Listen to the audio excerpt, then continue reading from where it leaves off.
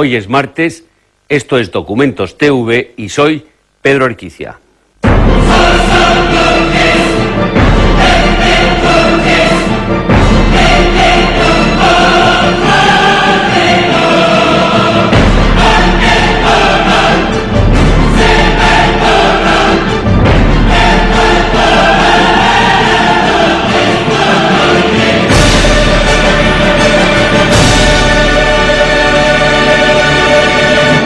Muy buenas noches a todos.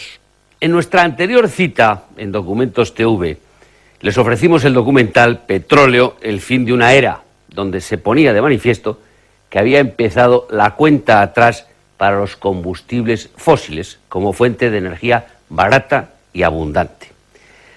La dramática disminución de las reservas mundiales de petróleo llevará en pocos años, si no se encuentra una solución, a una crisis energética sin precedentes que obligaría a cambiar drásticamente el actual modo de vida. Todo indica que el futuro de la energía pasa por el hidrógeno, el combustible más limpio que existe. Es versátil y muy eficaz. Un combustible revolucionario, ya que transformará las relaciones sociales y económicas en todo el mundo. También supone una esperanza en la conquista de una economía energética sostenida. Una sociedad ideal de energías renovables es imposible sin el hidrógeno. Es un almacén de energía portátil. El hidrógeno no es una fuente de energía principal, es en sí mismo un sistema para almacenar y transportar energía. La revolución del hidrógeno dentro de un instante, mientras pasan por la pantalla unos anuncios y promociones. Hasta ahora mismo, con la historia completa sobre el hidrógeno. El hidrógeno, a pesar de ser el elemento químico más ligero y abundante en el universo, es un combustible que no se puede aprovechar directamente. No es una fuente de energía propiamente dicha, sino un portador de energía. El problema es que no existen yacimientos de hidrógeno. Este se encuentra en la madera, el carbón, el petróleo, el gas, pero sobre todo en el agua. La manera más limpia de extraer el hidrógeno es directamente del agua, el componente más abundante de la superficie terrestre. Y la gran ventaja del hidrógeno es que al ser un gas puede almacenarse. En la revolución del hidrógeno se analiza cómo serán los coches del futuro. Los motores eléctricos sustituirán a los de combustión y la electricidad procederá de una pila de combustible de hidrógeno. Los grandes fabricantes mundiales de automóviles ya están trabajando en los primeros prototipos y se calcula que hacia el 2010 se verán los primeros vehículos de hidrógeno. Hasta ahora, los coches han sido un medio de transporte. El hidrógeno añadirá una función completamente nueva. Las pilas de combustible producirán tanta energía que los coches se convertirán en centrales eléctricas móviles. De esa forma, se pondrá en marcha lo que algunos expertos denominan la revolución del hidrógeno. Jeremy Rifkin, presidente de la Fundación de Tendencias Económicas y autor de La economía del hidrógeno, predice en el documental que en el futuro habrá una red de energía basada en el hidrógeno que cubrirá todo el planeta y permitirá distribuir la energía de manera democrática, lo que supondría una verdadera revolución, un nuevo orden mundial.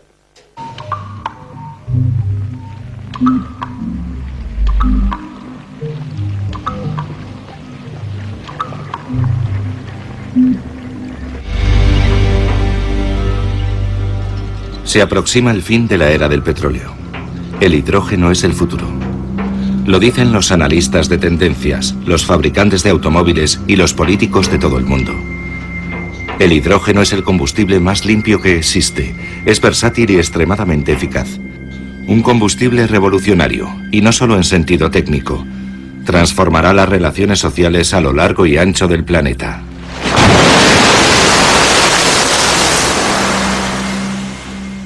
Quien controla la energía controla la civilización y la distribución de los bienes. Los pueblos menos poderosos son justamente los que no tienen potencia eléctrica. 2/3 de los seres humanos no han realizado una llamada telefónica en su vida. 1/3 de la humanidad no tiene acceso a la electricidad. Lo que tenemos que hacer es asegurar el acceso universal a la electricidad. Ese debería ser el objetivo. Todo el mundo debería de tener acceso a la electricidad gracias a la energía renovable del hidrógeno.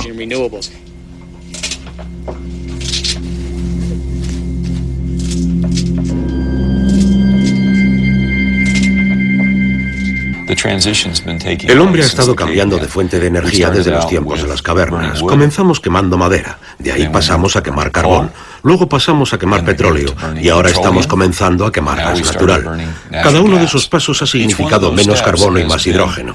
De manera que de continuar con la tendencia se podría decir que la conclusión lógica para la humanidad es nada de carbono, solo hidrógeno. Cuando hablamos de gas natural, tenemos una parte de carbono por 4 de hidrógeno, de manera que estamos más cerca de la meta. El siguiente paso ha de ser nada de carbono. Eso es lo que hemos estado haciendo a lo largo de la historia de la humanidad. Tan solo existe un problema. No hay yacimientos de hidrógeno. Se encuentra en la madera, el carbón, el petróleo y el gas, pero sobre todo en el agua. La manera más limpia de extraer el hidrógeno es directamente del agua. Hay agua de sobra, pero ¿cómo se extrae el hidrógeno? Si se aplica una corriente eléctrica al agua, esta se separa en oxígeno e hidrógeno. El hidrógeno es un gas. Y los gases pueden almacenarse. También es posible invertir el proceso. Mezclando oxígeno e hidrógeno en lo que se conoce como una pila de combustible, se obtiene agua y electricidad de nuevo.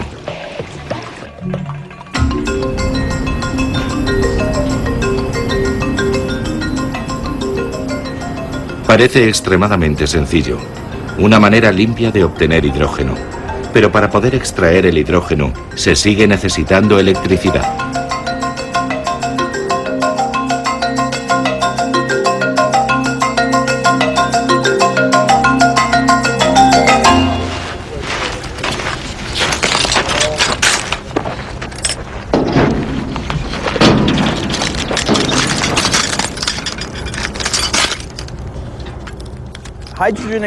La economía del hidrógeno depende de la obtención de este elemento por algún medio. Si se necesita energía para extraer el hidrógeno del agua, se sigue necesitando generar energía de alguna forma. Sería hermoso poder emparejar la energía solar con la producción de hidrógeno, porque una planta de este tipo, al tener que alimentar la red eléctrica, depende de la cantidad de radiación solar disponible y de la constante necesidad de energía de la red.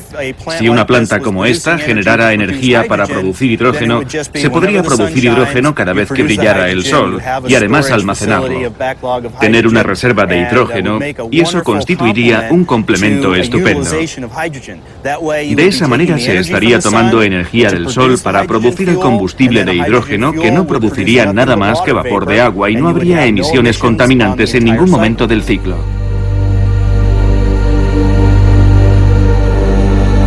Obtener hidrógeno directamente de la luz del sol, una fuente limpia que genera un combustible limpio.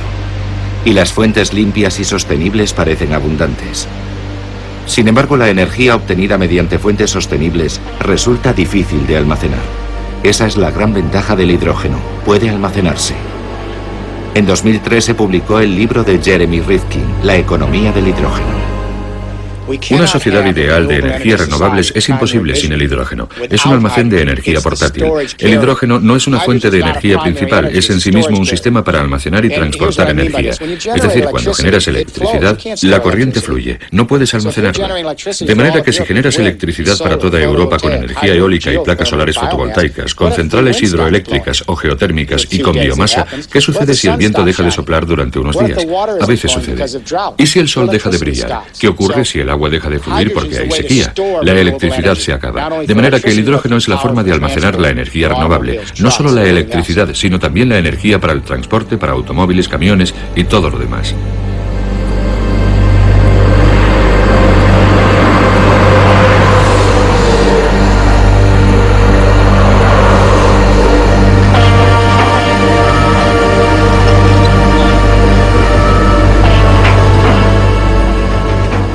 La mayor parte del hidrógeno que obtenemos ahora procede de la evaporación de hidrógeno del gas natural. El problema es que el gas natural escaseará más o menos a la vez que el petróleo, así que aunque lo usemos, será una especie de corto periodo de transición.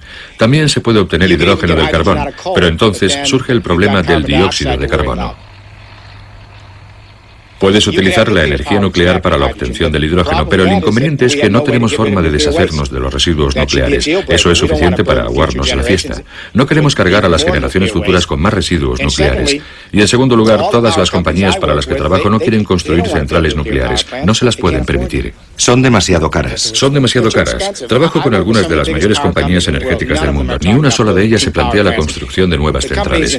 Las empresas norteamericanas han perdido un tercio de su patrimonio en los últimos años. Tienen una crisis de liquidez. Están construyendo plantas de gas porque son baratas. Actualmente, a no ser que el gobierno y los contribuyentes quieran pagar por la energía nuclear, y no creo que queramos, no es una solución realista. Y además, la energía nuclear es incompatible con la seguridad nacional. La idea de construir un montón de centrales nucleares nuevas para obtener hidrógeno es una locura por la preocupación que hay ante las amenazas a nuestras estructuras energéticas. El 11 de septiembre fue un ataque contra los símbolos de Estados Unidos, las Torres Gemelas y el Pentágono. Lo que ahora nos preocupa de verdad es que los próximos ataques sean contra las centrales de energía y las líneas de alta tensión que abastecen a la sociedad. Y un mundo lleno de centrales nucleares en Europa, América, Japón, como blancos para 2 o 3 terroristas que quieran hacer saltar por los aires una central nuclear, es algo que nadie se imagina. Pienso que hay otra forma de hacerlo. Sabemos que hay otra forma de obtener el hidrógeno. Lo podemos sacar del agua. Tarde o temprano puede que incluso directamente de la luz solar. Hay experimentos en marcha, pero de momento está el agua. Tomamos energías renovables como la eólica, la solar fotovoltaica, la hidráulica, la geotérmica y la biomasa, tecnologías de energía renovable para generar electricidad de forma local cuando se pueda. Parte de la electricidad la utilizas al momento como energía. La electricidad que no necesitas, el excedente, las utilizas para electrolizar agua tal y como hacías en química en el colegio, y te quedas con el hidrógeno, y así tendrás energía almacenada. Islandia lo comprende y utiliza fuentes de energía limpia para producir hidrógeno. Este acontecimiento representa un hito histórico en la búsqueda de energía sostenible.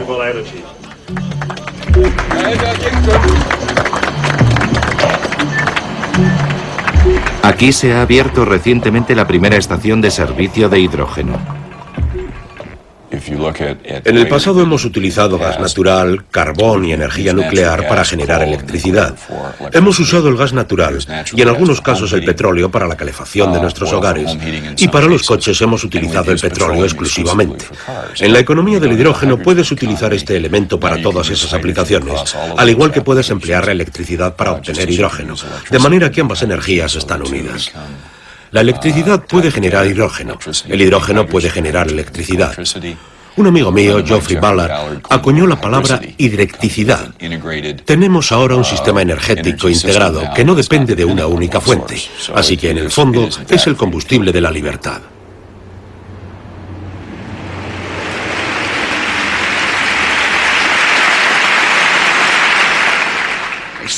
Una sencilla reacción química entre el hidrógeno y el oxígeno genera energía que puede utilizarse para mover un coche, emitiendo tan solo agua, no gases. Con un nuevo compromiso nacional, nuestros científicos e ingenieros superarán los obstáculos para llevar estos coches del laboratorio al concesionario. De manera que el primer coche que conduzca a un niño que haya nacido hoy podría moverse gracias al hidrógeno y no contaminar nada. Donde nos estamos encontrando con las mayores dificultades es probablemente en el sector del transporte. En los Estados Unidos utilizamos casi exclusivamente petróleo en los transportes. Y podemos prever otros métodos en el futuro para suministrar, por ejemplo, electricidad sostenible y limpia.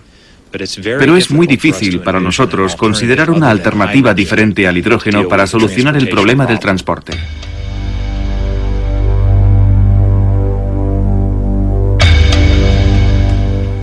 Estoy convencido de que los primeros coches de la próxima generación serán vehículos con pilas de combustible obtenido del hidrógeno. Creo que el primer coche de mi hija, que tiene 5 años, será un vehículo a pila de combustible. ¿Está trabajando en ello? Estoy trabajando para que eso suceda, sí.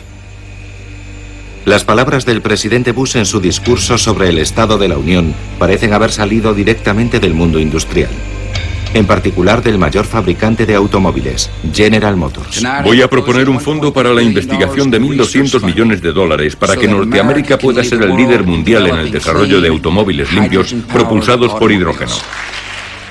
No es de extrañar porque la General Motors invierte más en la tecnología del hidrógeno que todo el gobierno norteamericano. Y General Motors no es la única compañía que experimenta con el hidrógeno. El estado de California es una especie de campo de pruebas para los fabricantes de coches.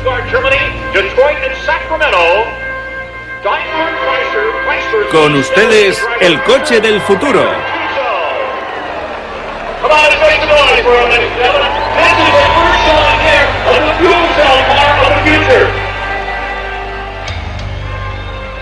En los coches del futuro, los motores eléctricos sustituirán a los motores de combustión.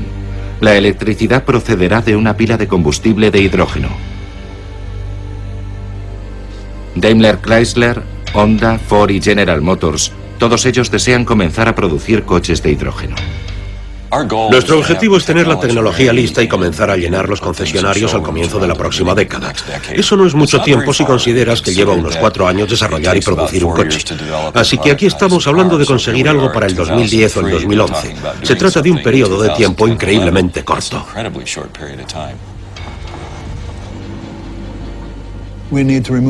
Es imprescindible que el automóvil deje de ser visto como algo contaminante. El automóvil del futuro no tiene que ser perjudicial para el medio ambiente.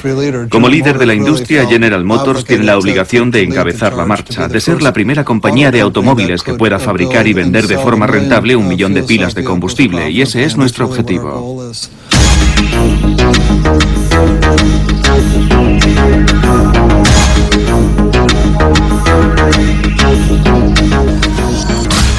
Se trata de una reinvención total del automóvil. Solo va a conservar las 4 ruedas.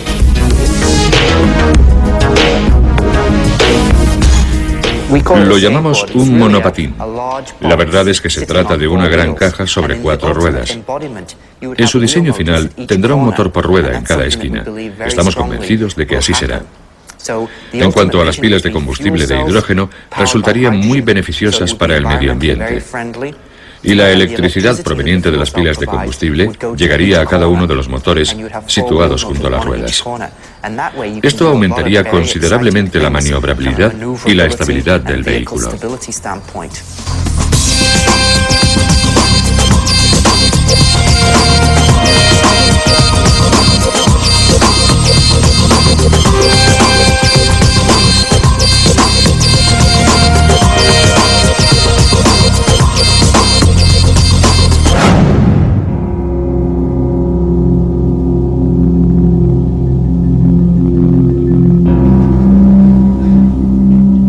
Hasta ahora los coches han sido un medio de transporte.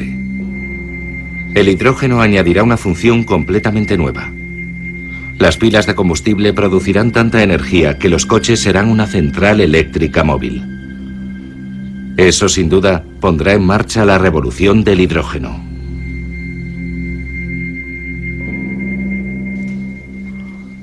Habrá oportunidad de hacer muchas más cosas con tu coche. Se puede mejorar mucho la funcionalidad del vehículo si dispones de gran cantidad de energía a bordo. Puedes utilizar esa energía para alimentar diversos aparatos, tanto a bordo como fuera del vehículo, en una zona de acampada o en un centro de trabajo, si necesitas suministro de electricidad para herramientas, por ejemplo. Así que podría coger el equipo de música de mi casa y ponerlo en el coche. Y enchufarlo y tener electricidad en tu acampada. O disponer de energía para una actividad que realices durante un picnic, pongamos por caso. Es como si tuvieras energía transportable a bordo de tu vehículo. ¿Podré coger cualquier electrodoméstico de mi casa y enchufarlo a mi coche? Sin duda podrías hacerlo, sí. Sería como disponer de un generador de energía que me permitiera utilizar los electrodomésticos en cualquier lugar. Creo que al consumidor le gustaría que su coche fuera capaz de generar energía en cualquier lugar y para cualquier actividad.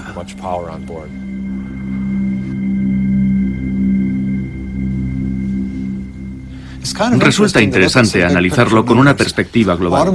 Los automóviles son máquinas que generan de 75 a 100 kilovatios. Normalmente, se necesitan entre 7 y 10 kilovatios para cubrir las necesidades que tienes en casa o en el trabajo.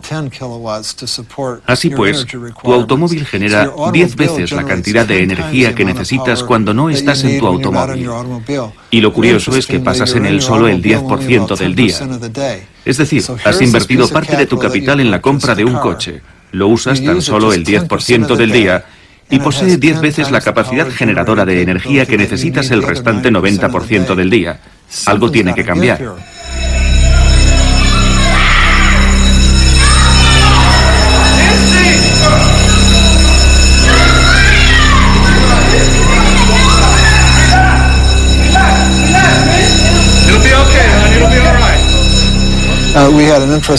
Los cortes en el suministro eléctrico que padeció el estado de California son un buen ejemplo.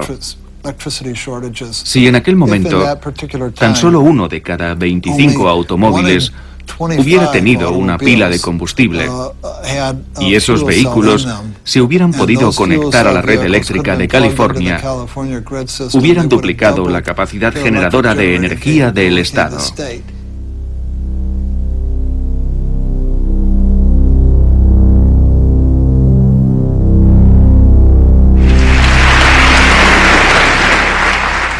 Os he enviado un plan energético exhaustivo para promover un uso y conservación más eficientes de la energía, para desarrollar tecnología más limpia y para generar más energía en casa.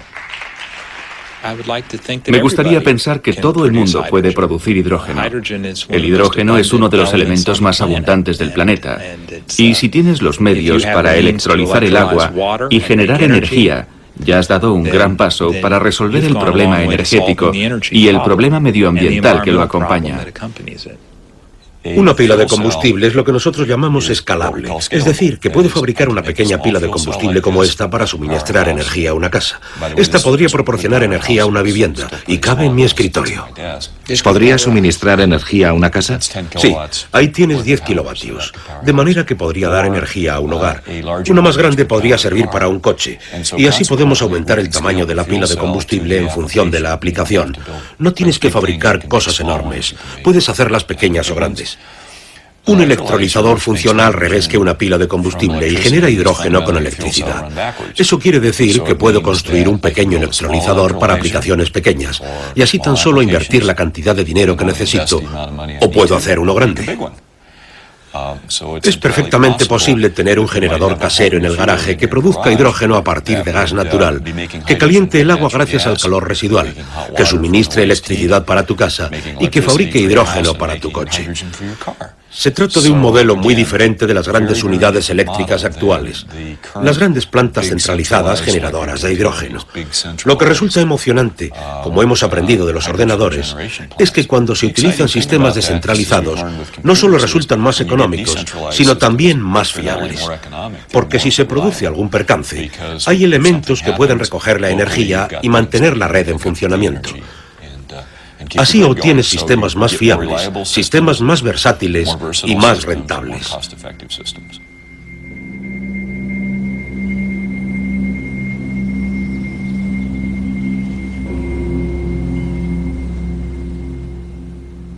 Se parece a la revolución informática. Creo que cuando fueron diseñados los primeros ordenadores para realizar algunos cálculos específicos, se comenzó a ver el potencial. Gracias al hidrógeno y a las pilas de combustible, a que las pilas de combustible pueden generar electricidad y que el hidrógeno puede extraerse de muchas fuentes de energía, creo que la gente creativa va a encontrar todo tipo de formas maravillosas para crear esa infraestructura. Le pondré un ejemplo. Resulta que los empresarios de todo el mundo están comenzando a hablar de algo llamado microredes, una red de electricidad propia compartida por un grupo de vecinos. Si se da por supuesto que dispones de un generador de electricidad en tu casa, estás fabricando hidrógeno. Además, podrías conectar tu coche a la casa. Por lo tanto, en tu vivienda dispones de diversas fuentes para generar electricidad. Podrías optar entre utilizar tu automóvil, usar la red eléctrica o un pequeño generador. Pero también podrías compartirla con tus vecinos. En las próximas décadas, coches, ordenadores e hidrógeno estarán interrelacionados. Jeremy Rifkin predice que una red de energía basada en el hidrógeno que cubriera todo el planeta permitirá distribuir la energía de manera democrática. Empieza a sonar como una verdadera revolución mundial, un nuevo orden mundial.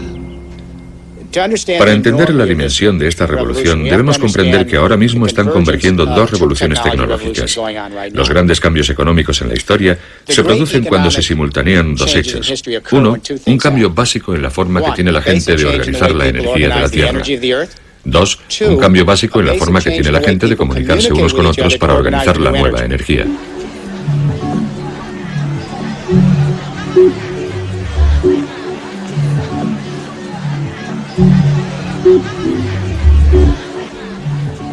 Me explico. Consigues tu pila de combustible para tu parque industrial, tu fábrica, tu casa o tu oficina. Se podría comparar a poseer un ordenador personal. Estás generando tu propia energía, en vez de que lo haga una gran compañía energética. Estás cubriendo tus necesidades. ¿Y qué haces con el exceso de electricidad que no necesitas? Lo devuelves a la red. Pero ahora la red eléctrica está centralizada tal y como lo estaban las comunicaciones. Ahí está el objetivo, utilizar los ordenadores de todo el mundo, el hardware y el software y la tecnología inteligente que descentraliza las comunicaciones para descentralizar las redes eléctricas de Europa y el mundo entero, de manera que cuando generes electricidad con combustible de hidrógeno puedas enviar tu excedente de usuario a usuario a donde tú quieras dentro de la red, en tiempo real, al igual que envías información. La convergencia de las comunicaciones descentralizadas y la producción descentralizada de hidrógeno supondría mayor acceso a la energía para todo el mundo.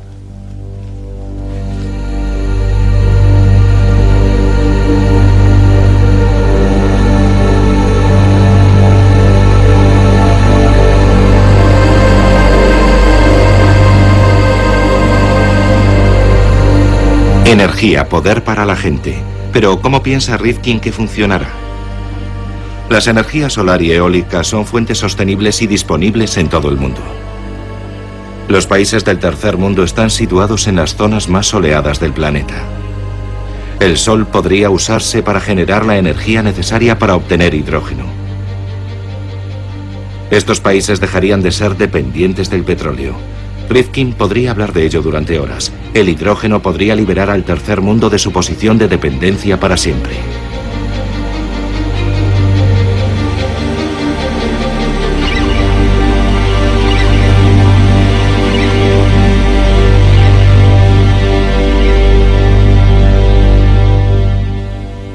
Así pues, el tercer mundo debería invertir sus micro y macrocréditos en instalaciones de energías renovables en pueblos y áreas urbanas, placas solares fotovoltaicas en cada cubierta, energía eólica, geotérmica, hidráulica, conseguir las pilas de combustible, montar las miniredes y entonces podrán tener electricidad.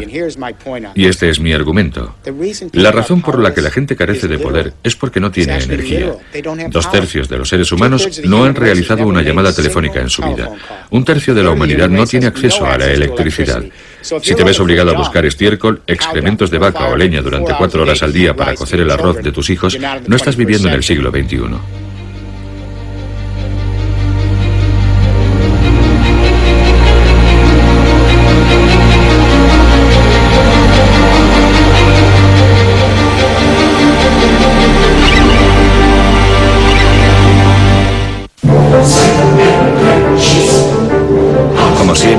Para que la revolución del hidrógeno pueda tener éxito, es vital que los gobiernos tengan una visión a largo plazo.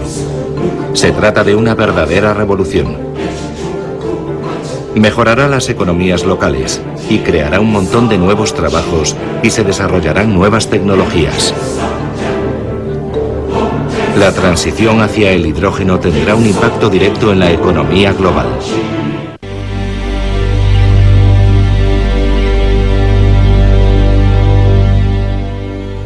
Lo que tenemos que hacer es asegurar el acceso universal a la electricidad. Ese debería ser el objetivo del mundo entero.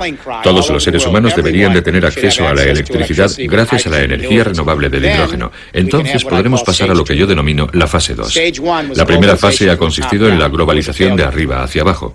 Ha sido un fracaso porque la globalización ha sido demasiado limitada. Se ha basado en un régimen energético demasiado elitista. Los combustibles fósiles tan solo se encuentran en determinadas partes del mundo. Hace falta un aparato militar enorme para protegerlos. El siglo XX ha gravitado sobre la seguridad del petróleo. Se necesita una enorme inversión de capital para desplazar el petróleo, el carbón y el gas, de manera que era inevitable que todo terminara con unas pocas docenas de compañías energéticas y unos centenares de corporaciones dirigiendo el régimen del petróleo.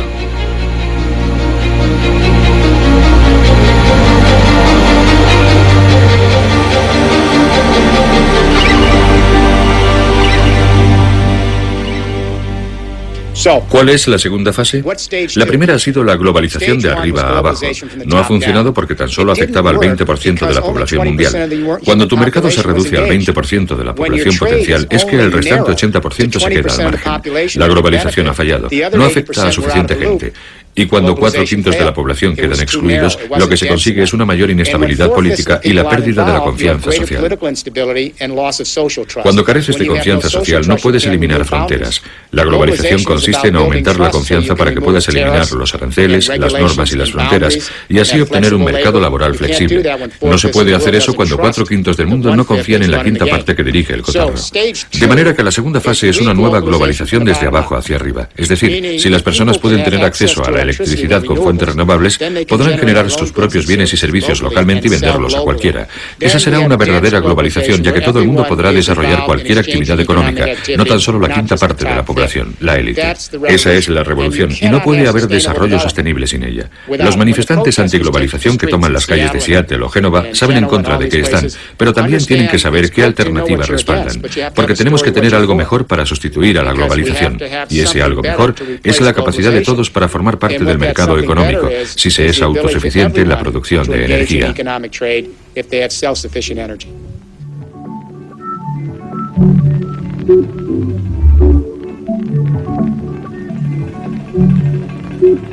Todo eso suena muy bien. El hidrógeno como el combustible limpio de la libertad. Sin embargo, es algo que todavía queda muy lejos. La idea es demasiado nueva, la tecnología aún está en pañales y hay muchos problemas que todavía necesitan solución. De hecho, esto es solo el principio. Es un caso parecido a los primeros días de la revolución informática, según afirma el analista de tendencias Peter Schwartz. Todavía estamos en la fase inicial, como la informática en los años 60, cuando había grandes ordenadores centrales y solo empezábamos a vislumbrar los microchips. Era difícil imaginar que una década después iba a llegar el PC a transformar completamente el mundo de la informática, pero sí se podía ver que estábamos en las primeras etapas de algo, y eso es lo que ahora estamos empezando a percibir. Por ejemplo, es probable que las primeras aplicaciones de la pila de combustible no sean para los coches o los edificios, sino para los ordenadores portátiles, micropilas de combustible que pueden alimentar tu portátil, tu radio de campaña o tu PDA. Podrás poner una pequeña cápsula de combustible parecida a un mechero desechable en tu ordenador portátil y tendrás energía para 8 o 12 horas. Dirijo una empresa que está desarrollando esta tecnología, pero hay otras 20 que están haciendo cosas similares, fundamentalmente para productos electrónicos portátiles, porque las pilas clásicas no duran lo suficiente y no hay nuevas tecnologías para las baterías. Así pues, esa será la primera etapa, y entonces pasaremos a los edificios, veremos coches y un desarrollo gradual de la tecnología en este sentido y otros similares.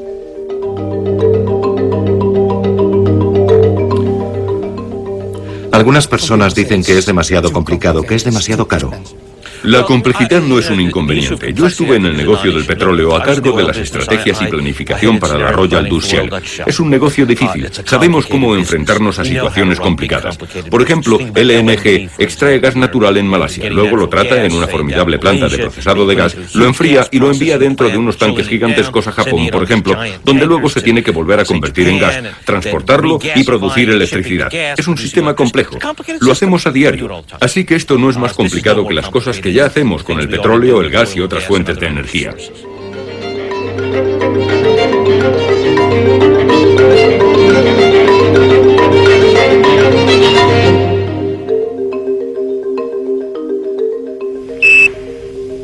That's one small step for man, one giant leap for mankind. Hey, this is Houston, we're coming. Creo que necesitamos un proyecto con las características del proyecto Apolo, es decir, la fuerza del proyecto Apolo estuvo en la suma de esfuerzos que lo respaldaron, gracias a los cuales se realizó una heroicidad. Y creo que la tarea a la que nos enfrentamos ha de tener esa dimensión, un proyecto que se defina con la misma claridad, que esté igualmente dirigido por una visión mucho más amplia y donde se inviertan los recursos necesarios para llevarlo a cabo, donde nuestra aspiración sea conseguir algo mucho más grande que la mayoría de las cosas que intentamos lograr, particularmente en una sociedad pública. ¿Cuánto dinero deberíamos invertir? Del orden de 100.000 millones de dólares a lo largo de 10 años o 10.000 millones de dólares al año aproximadamente. Para que se entienda, actualmente estamos gastando 3.800 millones de dólares al mes en Irak para mantener la ocupación. Así que esto equivaldría aproximadamente a 2 meses y medio del gasto que supone la ocupación de Irak. Sin embargo, parece un montón de dinero. Para un presupuesto de $1 billón, 10.000 millones no es una cantidad muy elevada. Creo que el problema no es el dinero. Pienso que el problema es la voluntad política. El dinero es simbólico y es la materialización del esfuerzo que supone acometer una tarea de tales dimensiones. Hace mucho que se usa el hidrógeno. Los cepelines de 1930 flotaban porque estaban llenos de hidrógeno. Pero el desastre de Hindenburg en 1937 demostró claramente los peligros que entrañaba el hidrógeno.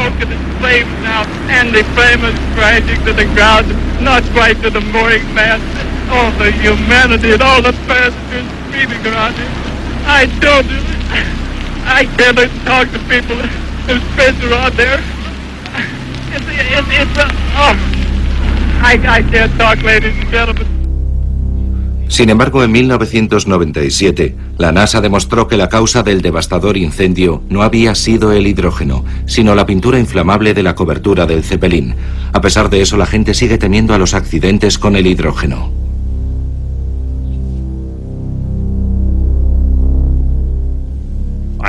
Creo que el hidrógeno es en varios aspectos un combustible mucho más seguro que la gasolina. Cualquier combustible con un alto contenido energético es un peligro en sí mismo. Pero si tengo un accidente en un coche de hidrógeno y el tanque se rompe, el hidrógeno, más ligero que el aire, escaparía directamente hacia arriba, alejándose del vehículo y sus ocupantes.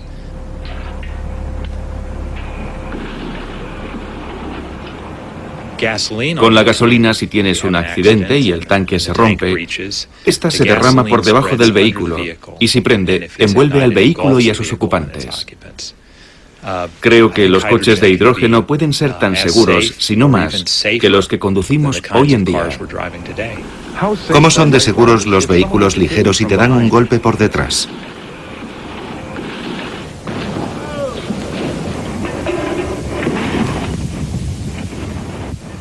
Es importante saber que ninguno de los cilindros perdió un ápice de presión durante las pruebas de caída. Usamos gasolina y es explosiva. Usamos gas natural y ha habido explosiones. El hidrógeno no es más peligroso que cualquier otro combustible. Los combustibles arden. Eso es lo que se supone que deben hacer. Por lo tanto, el hidrógeno, como combustible, no representa un mayor peligro que cualquiera de los demás combustibles que ya utilizamos.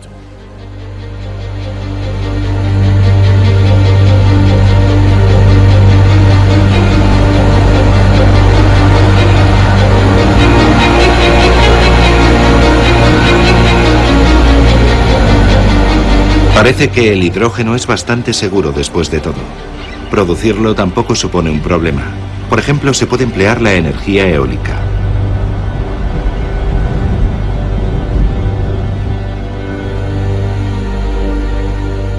En Estados Unidos existen diversos parques eólicos de gran tamaño. Siempre sopla el viento en las colinas de Tehachapi, en California, y están cubiertas de molinos de viento. Hay viento en abundancia y espacio para muchos más molinos.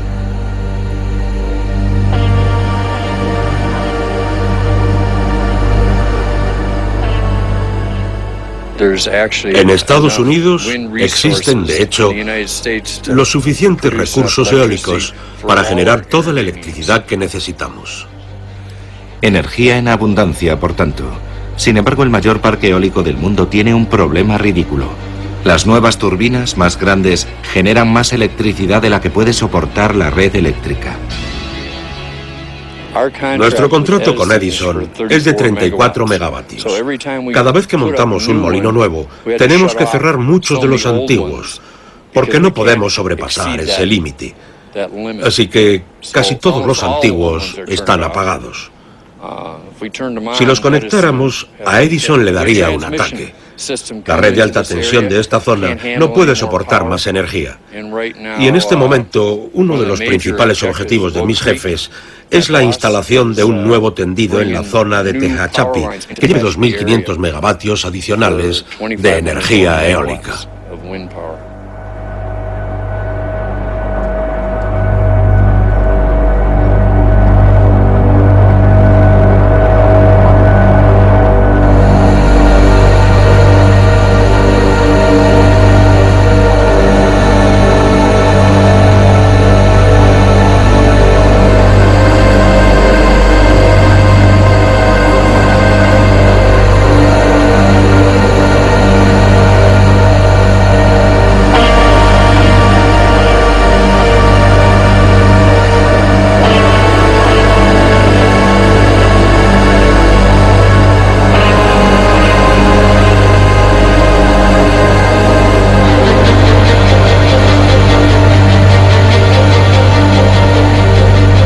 El parque de Tehachapi y la planta solar del desierto de Mojave demuestran que hay energía renovable en abundancia y que se puede explotar con éxito. Claro que eso no es lo mismo que invertir en un nuevo sistema de energía renovable. Esto requiere una forma totalmente nueva de pensar.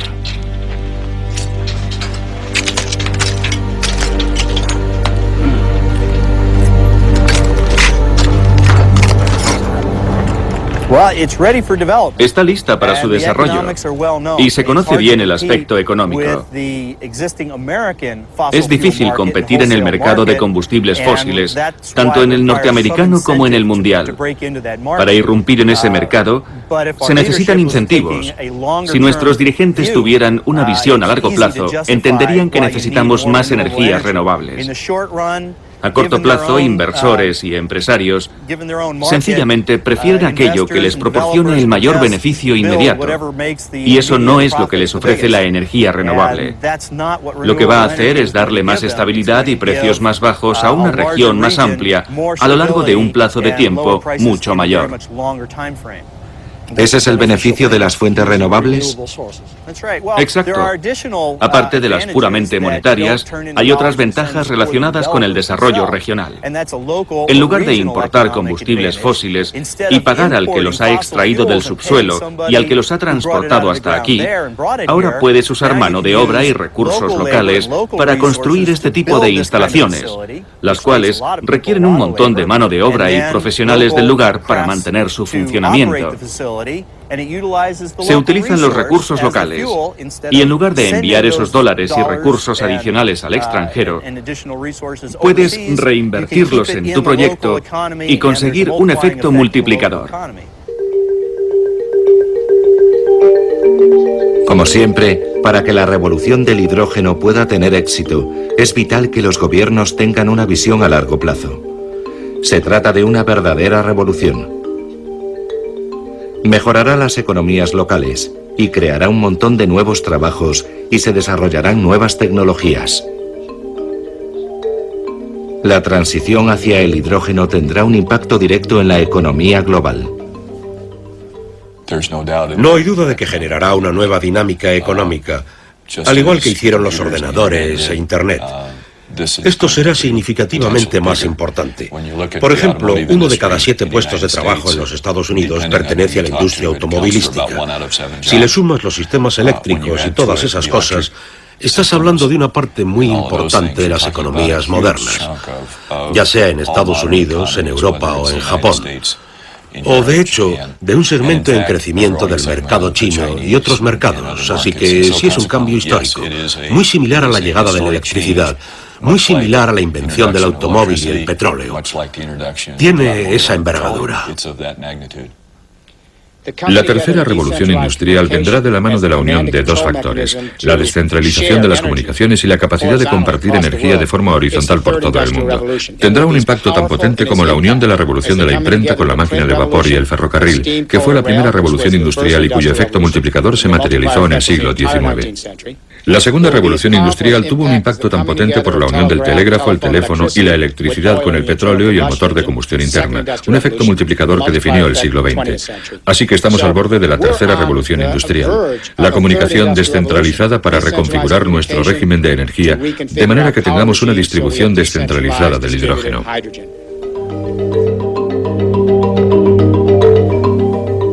Producción a gran escala de hidrógeno.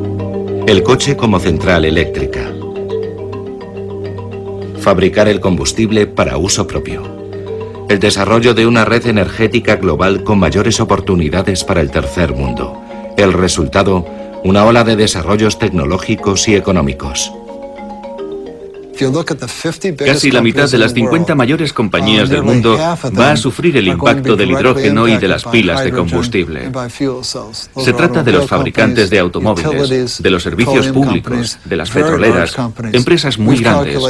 Hemos calculado que esta tecnología podría afectar a casi $2 billones de ingresos como resultado de su uso.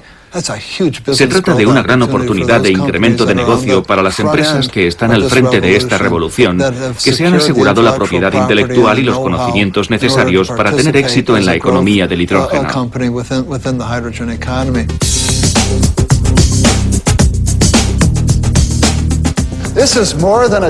Esto es más una tecnología que un ejercicio de diseño. De hecho, en pocos meses tendremos disponible una versión de automóvil con autonomía y listo para conducir. Esto supone un claro ejemplo de que la General Motors piensa a lo grande. Nos tomamos muy en serio esta clase de tecnología como precursora de los vehículos del futuro.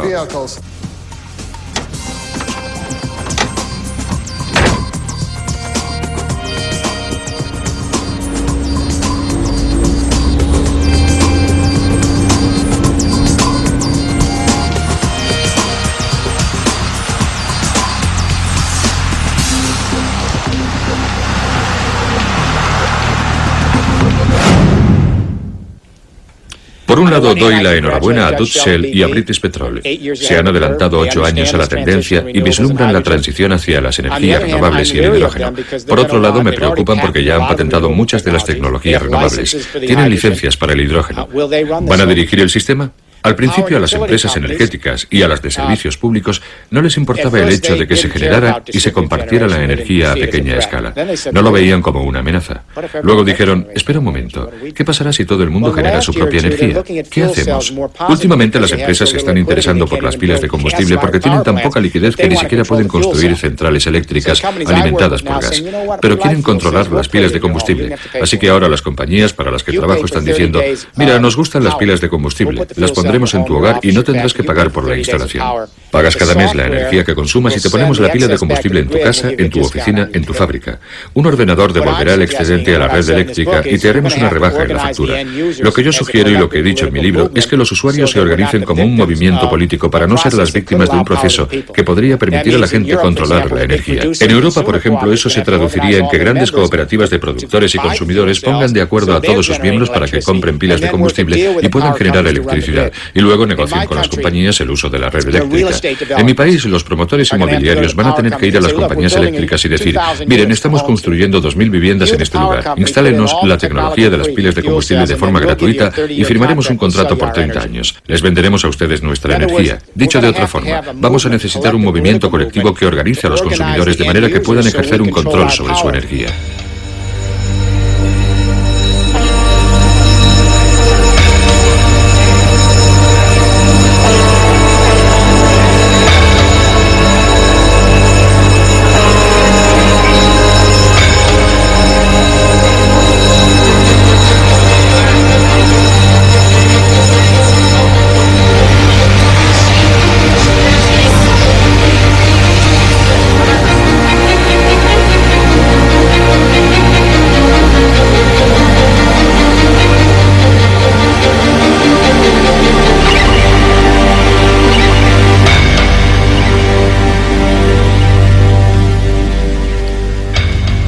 Estamos ante una transición de magnitud histórica.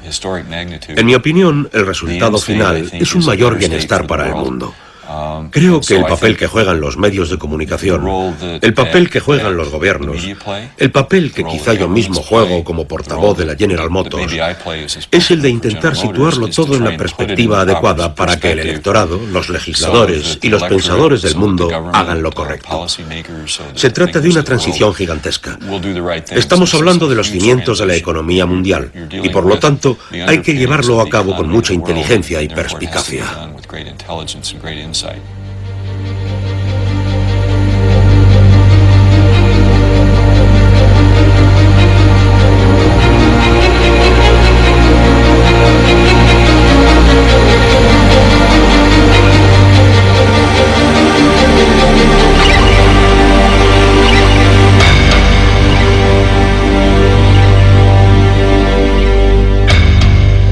El espíritu humano ha pasado por una gran revolución en los últimos 2 siglos a raíz de las revoluciones francesa y americana, la idea primordial del sufragio universal, mediante la cual todo el mundo tiene el derecho inalienable a que su opinión tenga relevancia política.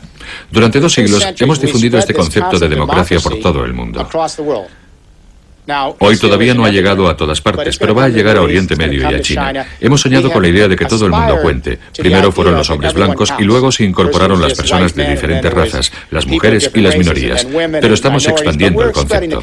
El problema es que ha existido una contradicción entre nuestras aspiraciones políticas y nuestro régimen energético, ya que mientras nos mantengamos en el sistema energético de los combustibles fósiles, las cosas seguirán yendo de arriba a abajo. Ese régimen tiene que ser controlado por una élite porque los combustibles fósiles se concentran en ciertas partes del mundo. Así que hemos estado viviendo en un mundo en el que nuestro régimen energético ha creado una infraestructura económica contraria a nuestras aspiraciones democráticas.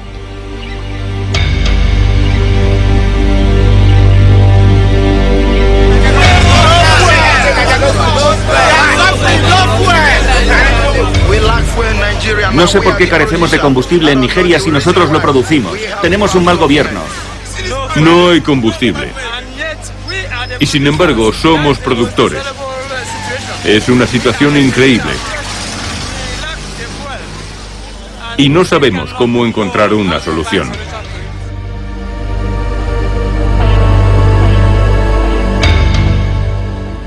Con el hidrógeno tenemos una oportunidad, entre comillas, para hacerlo bien, porque el hidrógeno está en todas partes y las energías renovables también pueden estar en cualquier parte. Podríamos generar y compartir energía de manera descentralizada con la ayuda de las nuevas comunicaciones por Internet. Se trata de una oportunidad. El que se lleve a cabo o no va a depender de que las próximas 3 o 4 generaciones de seres humanos lleguen al acuerdo de organizarse de forma colectiva, de manera que controlemos la energía que generamos.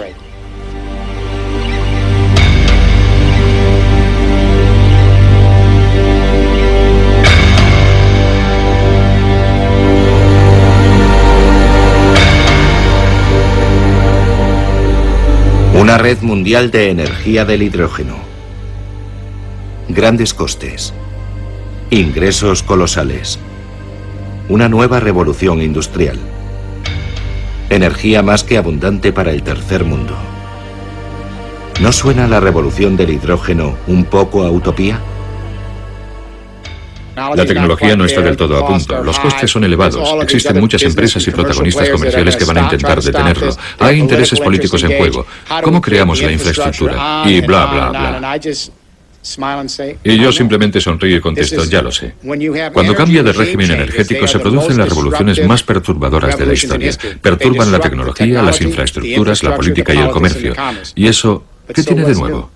Podrían haber surgido las mismas dudas, las mismas inquietudes cuando James Watt patentó la máquina de vapor diciendo, oh Dios mío, ¿cómo vamos a pasar de la madera al vapor? Vamos a tener demasiados problemas que no podremos resolver, pero lo hicimos. Y también podría haberse planteado esa incertidumbre cuando pasamos al petróleo y al motor de combustión interna y a la electrificación. Bueno, es imposible. ¿Cómo vamos a dar ese paso? Lo hicimos. De manera que si pudimos hacerlo en la primera y la segunda revolución industrial, pasando de la madera al carbón y luego del carbón al petróleo, tenemos la capacidad para pasar de los combustibles fósiles al hidrógeno y desarrollar la infraestructura necesaria. Va a ser difícil. No es la panacea, no es la utopía de un visionario. Estamos hablando de supervivencia, del futuro que deseamos para nuestros hijos y de cómo queremos gastarnos el dinero de nuestros impuestos. Pienso que esa es la herencia que deberíamos dejar. Abrirnos a las cosas nuevas que den posibilidades a las futuras generaciones, en vez de quedarnos empantanados con las viejas historias.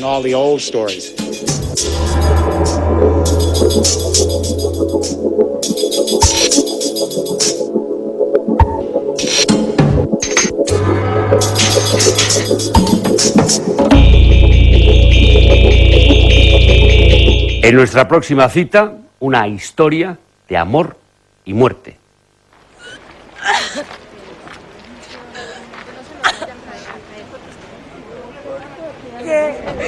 ¿Por qué? Si él era el papá de mis hijos, él era el papá de mis hijos. ¿Por qué me lo quitaron si él era nada más mío? ¿Por qué? Ahora no lo voy a volver a ver nunca. Ahora no va a estar conmigo y con sus hijos. Ahora no va a estar. Los de allá matan a los de aquí porque son de aquí. Y los de aquí matan a los de allá porque son de allá. Son muchachos, los muchachos. Es que estamos en manos de muchachos, armados. La vida de nadie vale nada. Durante la pasada década han muerto en Colombia unas 35.000 personas víctimas de un sangriento enfrentamiento civil. Este enquistado conflicto, que dura ya 40 años, se ha desplazado lentamente desde el interior de la selva a ciudades como Medellín, donde las bandas urbanas se han alineado con la guerrilla o con grupos paramilitares de extrema derecha. Este es el escenario donde se desarrolla La Sierra, nueva entrega de Documentos TV, un impactante documental que penetra sin ambages en el día a día de un pequeño suburbio de Medellín, donde los grupos paramilitares imponen su ley. Es un retrato íntimo realizado durante un año de las vidas de 3 jóvenes marcadas a fuego por la violencia. La Sierra ha sido galardonado en el New York Market, en el Slam Film Festival y en el Festival Internacional de Miami. La Sierra, la próxima semana, aquí en la 2, en Documentos TV. Hasta entonces, les espero para contarles en profundidad las cosas que pasan a espectadores como usted. En nombre de todos nosotros aquí en Documentos TV, buenas noches y feliz semana.